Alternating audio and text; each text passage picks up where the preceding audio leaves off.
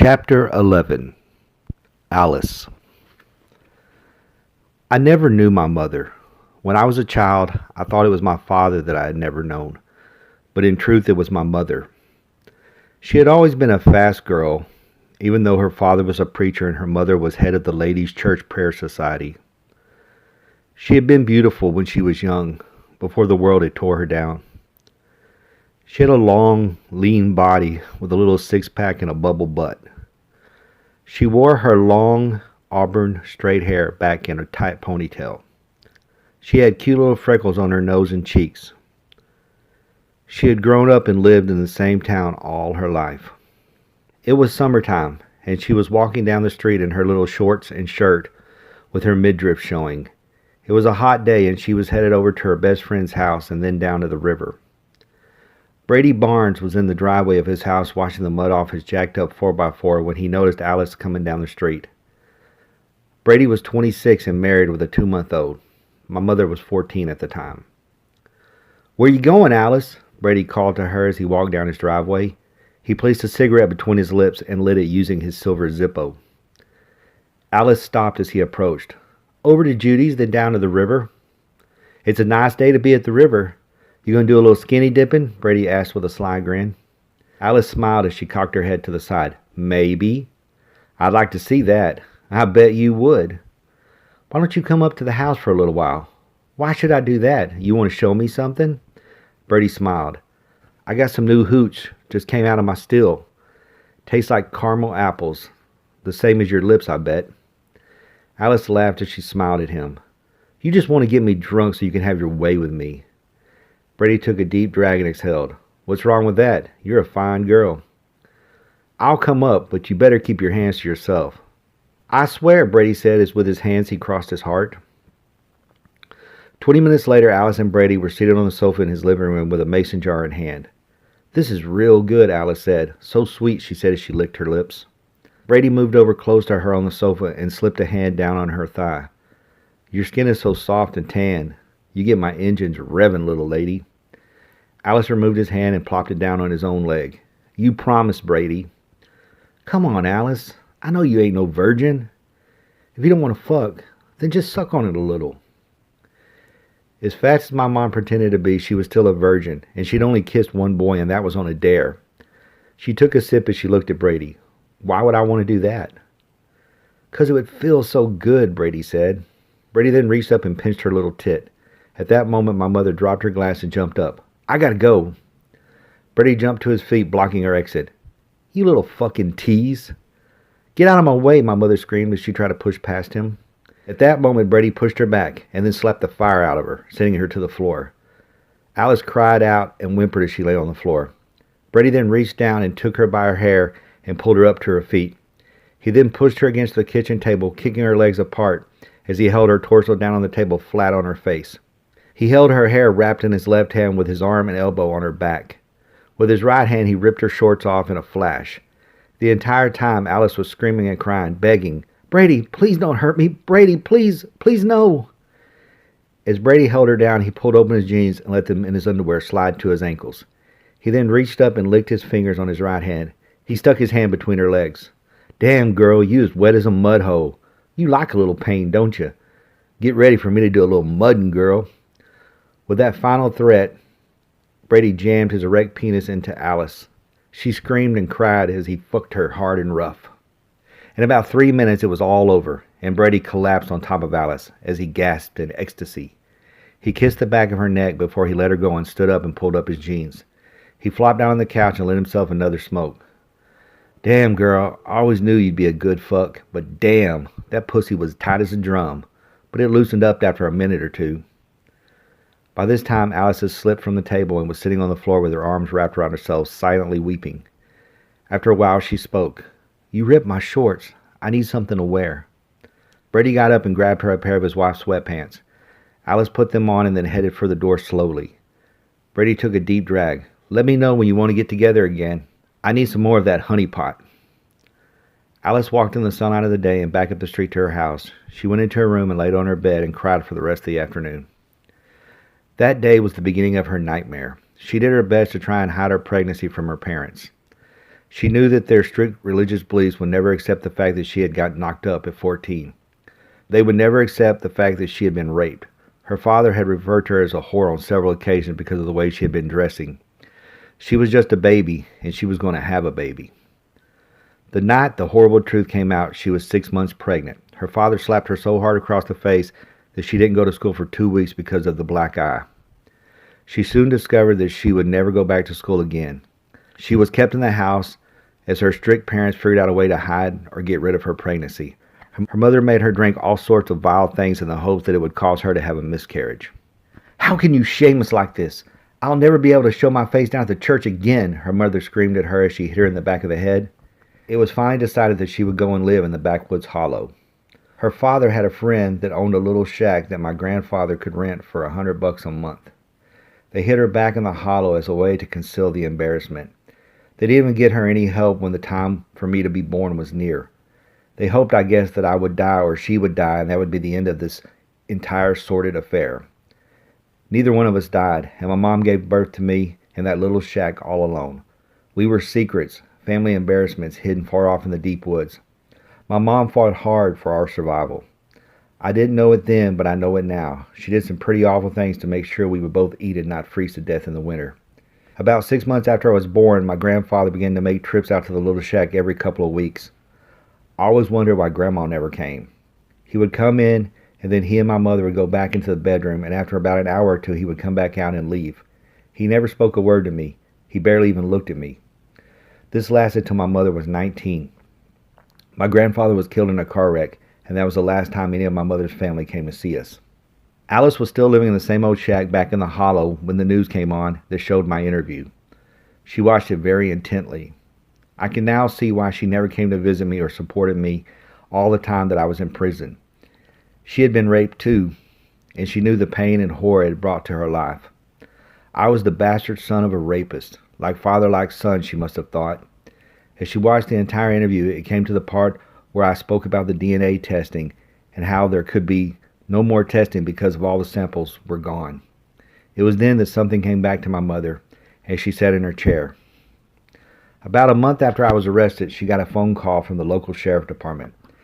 It was a clerk at the sheriff department, and he informed her that if she wanted my belongings, she needed to come up and pick them up right away or they were going to be tossed out. "What belongings?" she asked the clerk. "I don't know, ma'am. I just have a box here with your son's name on it. Do you want it or not?" "Okay, I'll be down in an hour."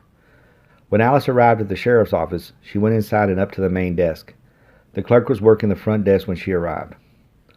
"Someone called about a box of my son's things. And you are Alice Anderson? Hang on a minute." The clerk left from the front and went into the back. He returned a moment later with a brown box that was all taped up with T. Anderson written across the top of it. "Here you go," he said as he handed it to her. "What is this?" she asked as she held the box in her hands. "I don't know, ma'am. I just started here a few weeks ago, and this box was here with his name, and I gave you a call. I need you to sign here," the clerk said as he held the clipboard out to Alice. Alice took the clipboard and signed. "Thank you," she said as she took the box and turned and left. When Alice got back home, she took out a carving knife and cut the top of the box. She then opened the little box and looked inside. What she found surprised her. She had been expecting it to contain my wallet and keys. What she found inside was a plastic-sealed evidence bag with a pair of bloody panties and a bra inside. The idiot clerk had inadvertently given my mother a box of evidence just because it had my name written on it. He must have thought that it was some of my belongings and had taken it on himself to give my mom a call and return it to her. Alice placed the plastic bag back in the box and then retaped it up. She was smart enough to know that blood should be stored in a cold place, and she stuck the little box in the freezer, and there it had stayed for almost 15 years to the very moment that she was watching me on the television. It was at that moment she began to ask herself if maybe I hadn't killed and raped that poor lady. Maybe I was not my father's son. Could she let me go to my death without letting my lawyer know that she had in her possession material that might prove that I was innocent? Might she remember me as the little boy that she had fought so hard to bring into the world? The night I was born, the pains had arrived at about 11 at night. She was awoken to the pain of my arrival. For the next few hours she paced back and forth the house with a washcloth on her forehead as the pain grew in intensity. At the time, most of the lights didn't work in the house, and she had just one candle lit as she walked back and forth across the living room floor. By the time the sun was coming up, she was in the floor screaming as the power of the contractions were hitting her with a quicker and quicker speed. Her face was a mask of pain, and she was covered in sweat. She had been playing the radio throughout the night. She had once told me in an attempt to take her mind off the pain. As the pain grew and covered her like a scrambling demon, I was coming into the world. She told me that she had her knees in the air and was reaching down with both of her hands to catch me as I came into this world. She confessed that she was in the worst pain of her life as she heard Hey Jude by the Beatles playing over the radio as she felt my head was beginning to crown. She was screaming and crying as I was born. With every contraction and every rip of her body, she brought me into this world all alone. Her face was wrinkled and her teeth were clenched. And just as the Beatles started the na-na-na part, I was born. She caught me and then pulled me onto her chest and held me in the new morning light and wept and laughed at the same time. I was born and my mom had something that would love her forever. I would never hit her and treat her like trash. She had fought to bring me into this world, and now we were together, and that was that. All that pain was behind us, and all the bad memories were now forgotten. I still think about it. Hey Jude, and a few of the lyrics that sang me into this world. Hey Jude, don't make it bad. Take a sad song and make it better. Hey Jude, don't be afraid. And anytime you feel the pain, hey Jude, refrain. Don't carry the world on your shoulder. I had been born for a reason. I was a product of rape, and my mother had suffered because she carried me. Now I understood why she had been so angry at me when I had started using drugs, and why she hated me because of the crime that she now believed I had committed and was guilty of. She had suffered to give me life, and this is how I paid her back. Had all that she went through, the pain and the embarrassment, been to bring a monster into this world? In her mind, it would have saved her a lot of grief if she had just killed me with her bare hands as soon as I was born. After I was born, she wrapped me in a towel and took me into the room and laid me beside her. Hey, little guy, I'm your mommy, she whispered to me. I love you so much. It's just you and me against the world, and we're going to love each other forever and ever. I'm never going to hit you or call you names. I will always be proud of you.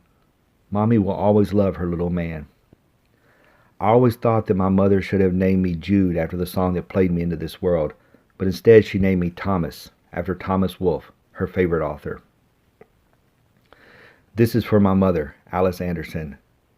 Man is born to live, suffer, and to die, and what befalls him is a tragic lot. There is no denying this in the final end, but we must deny it all along the way. Thomas Wolfe. Alice got up from her chair and walked over to the fridge and opened it wide. Under some frozen peas, she found the little box all covered in frost. She then closed the door and walked back into the living room. She picked up the phone and called the offices of James Atwater. This is James. Can I help you, Miss Anderson? I was just watching the news and I saw Thomas's interview. Yes. I'm sorry that no one called you. I'm sorry that you had to find out this way that the date had been set. It will happen on August the 15th. I can make arrangements so that you can be picked up and brought to the execution. You can also see him before if you would like. That's not why I'm calling. I wanted to ask you if I had some more evidence, could you get it tested? Well, yes, but that's not going to happen. It's all gone. It's difficult to explain. There's a lot of technical issues, but I'm sorry. There's nothing more that I can do. I have a box that contains that woman's underwear and her bra. A month after Thomas was convicted, they called me to come up and pick up some of his stuff. The clerk gave me the box, and when I got home and opened it, I found a sealed bag with the stuff inside. There was a long moment of silence. Are you still there, Mr. Atwater? Yes, ma'am. You have it now? Yes, it's been in my freezer for 15 years. Don't open it. Leave it in the freezer. I'll be there tomorrow morning to pick it up. Okay, I'll see you tomorrow. That's how it happened. I know that it sounds like a plot out of some movie, but it's the truth. I was drowning and was about to go down for the last time, and that was when I was thrown a life preserver. For 15 years, the possible key to my freedom had been sitting in my mom's freezer. It was a miracle of miracles. It was like the universe had decided to give me a break for the first time in all my life. All the tumblers were beginning to fall into place. James arrived at my mother's house at 6 in the morning, and when she handed him the small box, he could not believe his eyes. He had brought with him a small cooler, and he quickly placed the little box inside. Do you think this can help Thomas? Alice asked as she stood there with James in the living room. This might save his life, Miss Anderson. Are you going to tell him? My mother asked. Have you seen Thomas since he was placed in prison? My mom looked down on the floor. No. I believed he was guilty. I was ashamed that he was my son. I was ashamed that I brought a monster into this world. James reached down and laid his hand on my mom's shoulder. Go and see him. Tell him the good news. You should be the one. My mom looked up as a tear ran down her face. Okay, she said as she smiled and shook her head. I hadn't seen my mom in 15 years, and when they told me that I had a visitor and it was my mother, I almost died. What would I say to her? I feel like she had abandoned me. I sat down across from her and picked up the phone. Hey, Mom, I said softly. Her eyes were already filled with tears. You've really changed. You're not the same young man that left so long ago. A lot has changed, Mom. I have changed. I know that you don't understand. There is so much I need to tell you. When I heard that you were being accused of rape and murder, it broke my heart. I felt guilty for having you. I felt like it was also my fault that Amy was dead because I gave birth to you. Alice took a deep breath. You never knew your dad. His name is Brady Barnes, and he raped me when I was 14. He was 26 when he did this to me. I thought that I had brought a man into this world that was as bad as his father. I thought you were worse because I thought you had killed that little girl. My mother and father did everything they could to cause me to miscarry you. I was a dirty little secret that they had tucked off back in the woods so they could keep their place in society. I was used up and soiled. I guess that is why my daddy had figured that since I was damaged, he decided to get what he could. I'm sorry to have to tell you this. I had sex with my father so that he would buy us food and keep the heat on in the winter so we wouldn't freeze to death. I let that man do awful things to me so I could keep you safe with me. You were the only person that I thought would never hurt me. As my mom's revelation spilled out, I began to cry like a baby. I could not believe all the suffering she had endured. When you got on the drugs, and then I heard that you had killed and raped that girl, it brought it all back to me. At that moment, I could taste my father's breath on my lips, and again I could feel the vicious thrusts that were given to me by Brady Barnes. I am a nobody, and the only thing I ever achieved in my life was giving birth to you. It shattered my heart into a million pieces when I heard what you had done. It almost killed me as well. Mom, I cried, I'm so sorry. I didn't kill her, I promise you. I swear to you, I wept. My mom smiled. I believe you, son. Mom believes you. I'm so sorry. It's not your fault, and I'm sorry that I had to tell you those horrible things. I just wanted you to know why I've acted the way I have. I understand, I whispered. I also came to tell you that I gave something to your lawyer, and he has taken it to Life Sciences Lab personally. Life Sciences Lab, I said. What is it? My mom smiled. Those dumb pricks gave me a box of that girl's evidence by mistake. I've had it in the freezer for 15 years. It's her panties and bra, still sealed in the plastic evidence bag. What? I said in utter shock. James is going to get it tested, baby. I felt like I'd been punched in the stomach by a professional boxer. How could this be? What? When? I was dumbfounded. It seemed impossible. My mind was aching and my heart was pounding like the hooves of 1,000 more horses. There's more evidence? I still have a chance? Yes, baby, there is still hope. I stood right there in the box I was locked in talking with my mother, and I dropped the phone and I let out the biggest yes that could ever have been said. This was the culmination of all my pain and fighting since I had been arrested. My God, life is a fucked up thing. Just when you think you have seen it all, boom, you get hit in the face with a baseball bat. This was 60,000 fans at a Yankee game standing on their feet as the national anthem was played. This was the rockets' red glare and the bombs bursting in air. This was the final of the 4th of July's fireworks display. This was lightning streaks across the desert sky. To say the very least, I was damn excited. That night I could barely sleep, but when I did finally fall out, I had the most amazing dream. I was sitting on my beach watching the ocean when a woman dressed in all white walked from the jungle towards me. At first I thought it was Rose. We were supposed to get married on the beach, and I thought that was her in her wedding dress. As I watched the woman come closer, I recognized her smile, and I instantly knew that it was Amy. She walked up and sat down right beside me. "Amy," I said in disbelief. She looked at me. She was so beautiful, and her eyes burned like the stars. "You and I have come a long way." "We sure have," I said. "You know that I am sorry that all of this has happened to you." "I'm sorry too," I said. "We were both just at the wrong place at the wrong time. Can you believe it? That one little moment in time, and both our lives have been interwoven ever since," she said as she looked back at the water. "I know. Do you think that it meant anything? Is there some greater reason for it all?" She smiled that pretty smile of hers. "It did for me. I got to help someone one last time. That was my purpose in life, to help others in need." "Yeah," I said as I shook my head. "But what's my reason?" She smiled at me. "You don't know, silly?" "No. God saved your life that night. If you had stayed on the same path, you would have probably been killed in some robbery or in some overdose in some abandoned building long ago. This is your second chance. Look at all you've learned. Now there is one final thing for you to go off and do," she said. I knew exactly what she meant. "The woods?" I said. "The woods," she said.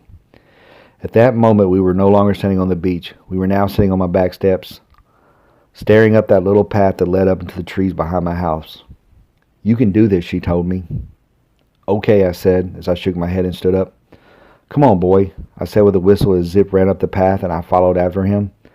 I looked back as I crossed my invisible barrier. Amy smiled at me and then was gone. She had the most lovely smile.